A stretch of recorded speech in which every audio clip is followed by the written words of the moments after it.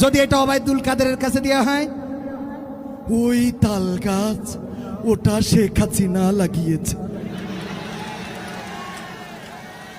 BNP জামাত এটা নিয়ে ষড়যন্ত্র করছে।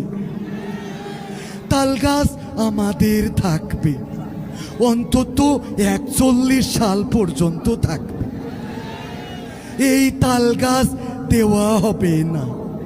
এবার এটা যদি মনির খানের কাছে দিই, মনির খান এই কবিতাটা আবৃত্তি করো তো, কিভাবে করবে?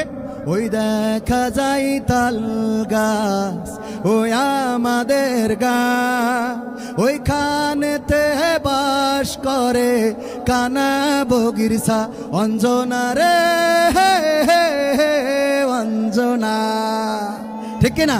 এটা যদি আসিফের কাছে দেওয়া হয়, আসিফ বলবে ওই দেখা যায় তাল গাছ ওই আমাদের গা, ওইখানেতে বাস করে কানা বগিরসা প্রিয়া রে প্রিয়া, আমি কলা রোয়াই তুমি কোথায়।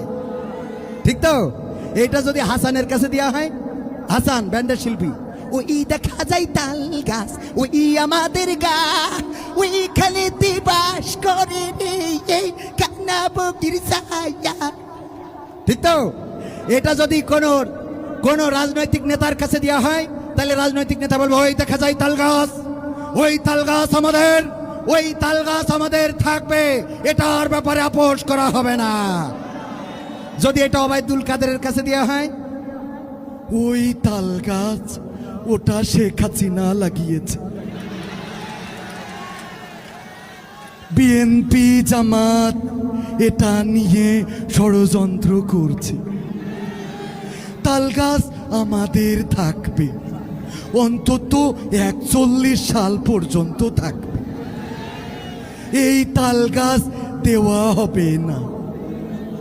ঠিক না?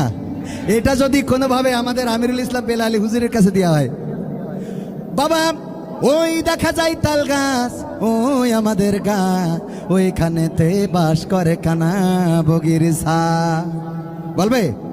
আবার যদি এটা মুজিবার কমিটি শিল্পী ওর কাছে দেওয়া হয়, বলবে ওই দেখা যায় তাল গাছ ওই আমাদের গা, ওইখানেতে বাস করে কানা বগির ছা। তোর বাপের কি? তোর 14 গোষ্ঠীর কি? এ সুমতি ছালিয়ে তোরা তো জলে খা।